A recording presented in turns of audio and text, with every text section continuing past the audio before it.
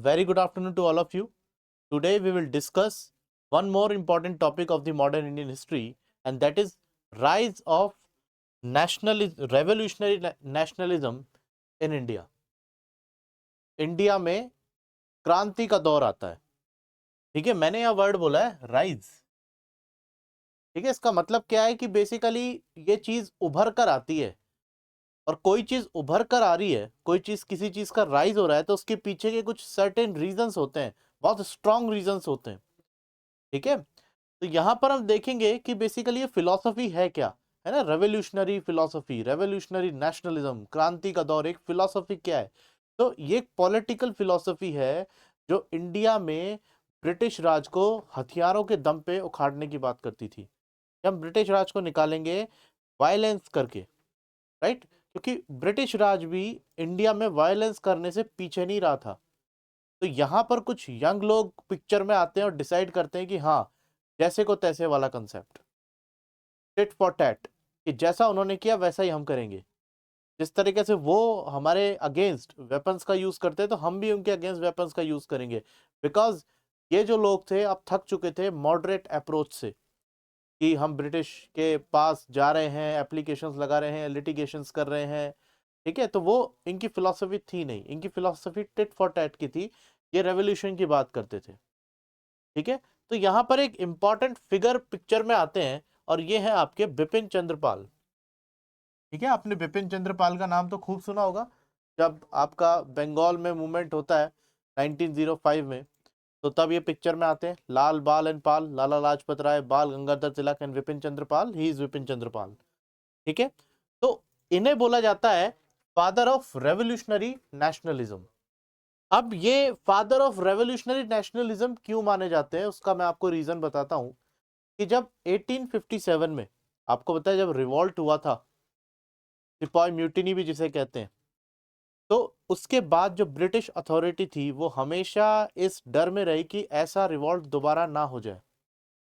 तो British authority का M था कि ज्यादा से ज्यादा जो इंडियन मासेज है वो अनआर्म्ड रहें. ठीक है, उनके हथियारों तक एक्सेस ना रहे. क्योंकि 1857 का जो रिवॉल्ट था वो एक बहुत बड़ा मोमेंट था हथियारों के थ्रू ब्रिटिश लीडरशिप को हटाने का इंडिया से.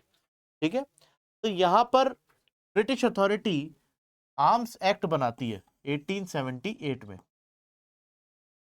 ठीक है, और ये जो आर्म्स एक्ट बनाती है, इस टाइम गवर्नर जनरल इंडिया के होते हैं Lord Lytton, right. British authority आपके आर्म्स एक्ट बना रही है, और इस आर्म्स एक्ट के प्रोविजंस क्या होंगे वो देखो. कि यहां पर इंडियंस जो थे उनसे सारी पावर्स कर्टेल कर ली गई थी, कि ना तो आप लाइसेंस के बिना आर्म्स रख पाओगे. दूसरा, अगर आप आर्म्स को बेचोगे भी तो वो भी इलीगल माना जाएगा. और तीसरा, जो सबसे ज्यादा कंट्रोवर्शियल था, वो ये था कि यहां पर ये जो प्रोविजंस थे, ये ब्रिटिश, एंग्लो इंडियन, यूरोपियंस और कुछ गवर्नमेंट पर्सनल पर लागू ही नहीं होते थे. which means British were completely exempted from the provisions of this act. And this was the major concern for the Indians, कि आपने क्या किया कि इंडियंस को एक तरीके से अनआर्म्ड कर दिया, हथियारों तक उनकी एक्सेस ही हटा दी. तो आपका जब मन करेगा आप हथियारों के दम पे इंडियंस को दबा दोगे. तो विपिन चंद्रपाल यहां पर 1887 में कांग्रेस का मद्रास सेशन होता है, और कांग्रेस के मद्रास सेशन में ये अपनी आवाज उठाते हैं कि इस एक्ट को रिपील किया जाए, इस एक्ट को हटाया जाए. हालांकि ये एक्ट हटाया नहीं जाता है, इस एक्ट को आपने 1959 में रिपील किया था.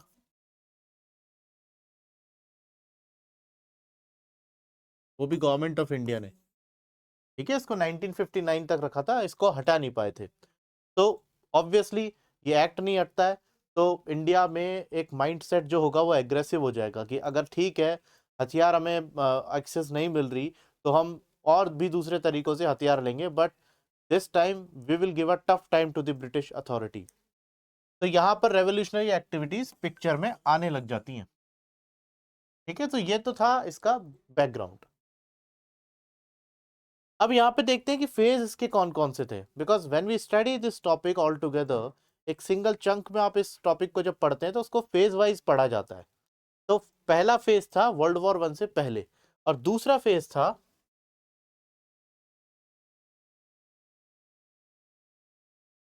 वो था post world war 2।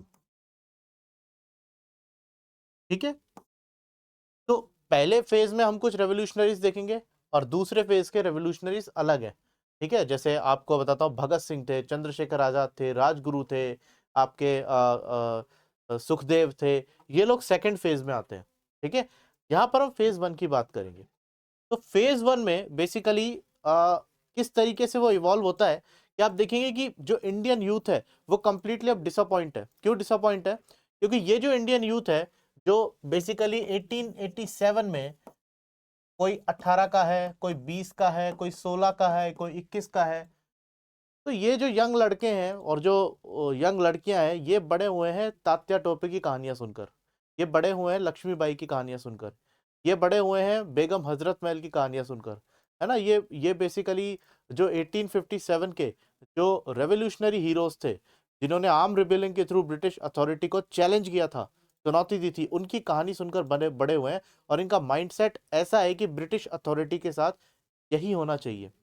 Now these people are fed up with the moderate approach, क्योंकि 1887 1890 जो बेसिकली आप कहते हैं कि जब कांग्रेस 1885 में बनी, और उसके बाद कांग्रेस की जो फर्स्ट फेज में जो अप्रोच आई वो मॉडरेट अप्रोच थी, जिसके बारे में मैंने आपको काफी बार बताया ना कि हम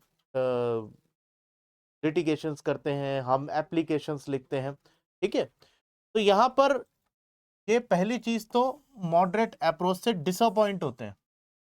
दूसरा, जो एक्सट्रीमिस्ट लीडर थे जैसे कि आपके बाल गंगाधर तिलक वगैरह थे, जो मास एजिटेशन में मानते थे, जो मॉडरेट अप्रोच में नहीं मास एजिटेशन में मानते थे, इनको भी काफी दबाया गया था ब्रिटिश अथॉरिटी ने। आपको पता है 1905 में बंगाल का पार्टीशन हुआ था, और बंगाल के पार्टीशन में इंडिया में बहुत बड़ी यूनिटी आई थी। तो जो टॉप के लीडर्स थे, ब्रिटिश अथॉरिटी ने उनको अरेस्ट किया था, और ये जो मूवमेंट था ये लीडरलेस हो गया था। तो एक वैक्यूम जब क्रिएट हो जाता है एक प्रॉपर लीडरशिप का, तो मूवमेंट धीरे धीरे टुकड़ों में टूटने लग जाता है। उसकी कोई पार्ट किस डायरेक्शन में चला जाता है, कोई पार्ट किस डायरेक्शन में चला जाता है। तो यहाँ पर एक पार्ट होता है वो रेवोल्यूशनरी एक्टिविटीज का होता है। ठीक है, वो शुरू होता है, और इसकी इंस्पिरेशन ये लेते हैं अब्रॉड में जो हो रहा था। उस समय आपके जापान था, उन्होंने एक बड़े देश रशिया को हराया था। ठीक है, तो यहाँ से ये लोग इंस्पायर होते हैं कि जब एक छोटा सा देश जापान एक बहुत बड़े रशियन एम्पायर को डिफीट कर सकता है, तो हम इंडियंस ब्रिटिश अथॉरिटी को क्यों नहीं चैलेंज कर सकते। तो यहाँ से अब ये चीजें पिक्चर में आना शुरू होती है। तो यहाँ पर इसका फेज 1 देखते हैं। ये शुरू है आपका महाराष्ट्र में। महाराष्ट्र में एक सोसाइटी बनती है जिसका नाम है मित्र मेला, और ये नासिक में बनती है 1899 में। इसको बनाने वाले विनायक सावरकर थे, जिन्हें हम वीर सावरकर भी बोलते हैं। पिक्चर यहाँ आप देख सकते हैं। इसके बाद इसी का नाम बदल के अभिनव भारत समाज कर दिया था, और बेसिकली इनका एम क्या था? Violent throw over of the British Raj, कि ब्रिटिश राज को हिंसा करके निकाल देना। Obviously his aim was very very clear कि जब अहिंसा से बात नहीं बनती, then hinsa is the final option, war is the final option.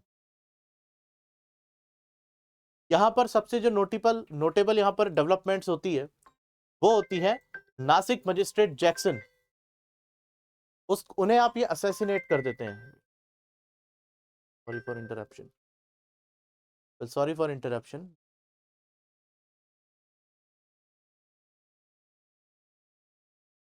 Okay, तो यहाँ पर एक कॉन्स्पिरेसी केस होता है नासिक में 1909 में, जब नासिक के जो डिस्ट्रिक्ट कलेक्टर होते हैं मैजिस्ट्रेट जैक्सन, इनको अभिनव भारत समाज का ही एक यंग लीडर अनंत लक्ष्मण कान्हरे ये असैसिनेट कर देता है, गोली मार देता है, और जैक्सन वहीं पर मर जाता है। तो यहाँ पर जो कन्हारे जो होता है, उसे इनकी फोटो देख लो, he was just 18 years old. और जब इन्हें पकड़ा था और इन पे बॉम्बे में जब केस चला था, तब इन्होंने ओपनली अपना जो गुनाह था कबूल किया था कि हाँ मैंने मारा है, हमारी फिलॉसफी ये है, अगर आप हमारे साथ गलत करोगे तो हम ऐसे अटेम्प्ट्स बार बार करेंगे। तो ऑब्वियसली इनको डेथ पनिशमेंट दिया, और आपके वीर सावरकर जो थे उनको काला पानी की सजा दी, सेल्युलर जेल अंडमान में वहां पर भेजा गया था। आप जानते हैं व्हाट इज काला पानी, बहुत ही ज्यादा ब्रूटल पनिशमेंट वहां पर होती थी। ठीक है, कैदी लोग मर भी जाते थे, ना तो उन्हें खाने को दिया जाता था ना पहनने को दिया जाता था। ठीक है, तो यहां से इसके बाद ये मूवमेंट आता है बंगाल में। बंगाल में 1902 में एक अनुशीलन समिति आती है जिसको सतीश चंद्र बसु ने, ये फैक्ट है आप अच्छे से देख लेना क्योंकि आ सकते हैं मैच द कॉलम में, सतीश चंद्र बसु ने बनाया था। ऑब्वियसली बंगाल एक बहुत ही बड़ा स्टेट है, तो आप अपने मूवमेंट को चलाने के लिए अलग अलग डिवीजन बनाएंगे और अलग अलग डिवीजन के अलग अलग लीडर्स बनाएंगे। तो यहाँ पर इसकी 3 ब्रांचेस थी। कैलकाटा, जिसको जतीन्द्र नाथ बनर्जी संभालते थे। ढाका, जो आज बांग्लादेश में है, जिसे पुलिंदास संभालते थे। और तीसरी मिदानपुर, जिसको ज्ञानेंद्र नाथ बसु संभालते थे। ठीक है, यहां पर ये करते क्या है, पहला चीज स्वदेशी डकैती। तो स्वदेशी डकैती क्या थी, एक हथियारबंद डकैती थी जिसमें आप जब स्वदेशी आंदोलन चल रहा था 1905 के बाद, उसमें आप गवर्नमेंट के खजाने को लूटते थे, गवर्नमेंट का जो लोग फेवर करते थे उनके घर पे जाके डकैती करते थे। इसलिए करते थे जिससे आपको हथियार जुटाने का पैसा मिल जाए। मोस्ट इंपॉर्टेंट जो डेवलपमेंट यहाँ पर होती है वो है अलीपुर बॉम्ब कॉन्स्पिरेसी केस 1908 में। एक बहुत ही अनपॉपुलर, जिसको आप बोलते हैं कुख्यात मजिस्ट्रेट था जिसका नाम था किंग्सफोर्ड। किंग्सफोर्ड को जान से मारने का प्लान ये लोग बनाते हैं। अब जब किंग्सफोर्ड अपनी गाड़ी से जा रहा था तो उसकी गाड़ी में 2 लेडीज भी थी, उनकी कार पे बम फेंका जाता है।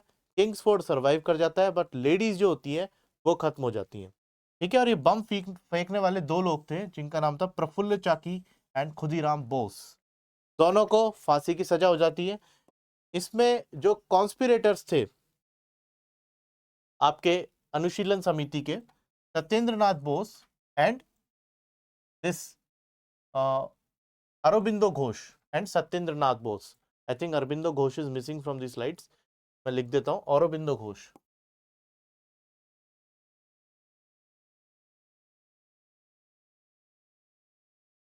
एंड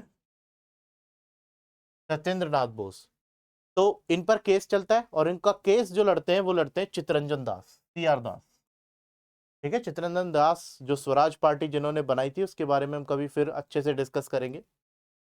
इस समिति ने बहुत अच्छी मैगजीन्स निकाली थी उस टाइम जो यूथ को इनकी तरफ ला सके, उनको इंस्पायर कर सके। तो वो थी एक युगांतर। युगांतर के एडिटर थे Barindra Kumar Ghosh and Bhupendra Kumar Datta. Next was Sandhya Patrika, जिसको लिखा था ब्रह्म बंधव उपाध्याय ने। तो ये आप सारा फैक्चुअली याद रखेंगे। नेक्स्ट केस होता है हमारा दिल्ली में कॉन्स्पिरेसी। जब दिल्ली दरबार लग रहा था, दिल्ली दरबार मैं आपको बताता हूँ 1911-12 में लगा था और इसमें एम था कि बंगाल विभाजन को खत्म कर दिया जाए और इंडिया की जो कैपिटल है वो कैलकाटा से दिल्ली में शिफ्ट कर दी जाए। तो ऑब्वियसली यहाँ पर दिल्ली दरबार लगता है, जो किंग भी आता है वहां पर, और वॉइस हो रहा है जो होता है लॉर्ड हॉर्डिंज, ये हाथी पर सवार होकर निकल रहा होता है और इन पर बम फेंक दिया जाता है। और ये बम फेंकने वाले थे रास बिहारी बोस एंड सचिंद्र नाथ सान्याल। तो यहाँ पर बेसिकली बहुत सारे रेवोल्यूशनरीज थे, जैसे जिनके मेन के मैंने यहाँ पर नाम दिए हैं, आपको यहाँ पर दिख जाएंगे। अवध बिहारी, बाल मुकुंद, अमीर चंद एंड वसंत वर हैंग्ड। इसमें आपके एक बहुत ही फेमस रेवोल्यूशनरी भी आते थे जिनका नाम था केसरी सिंह बारट एंड प्रताप सिंह बारट, जो राजस्थान के थे। ठीक है, तो उनको भी बेसिकली यहाँ पर काफी टफ पनिशमेंट दिया था। आई थिंक प्रताप सिंह बारट जो थे उनको तो जेल में टॉर्चर करके मार दिया गया था। तो आप एक इंपॉर्टेंट फिगर भी लिख लेंगे यहाँ पे, प्रताप सिंह बारट।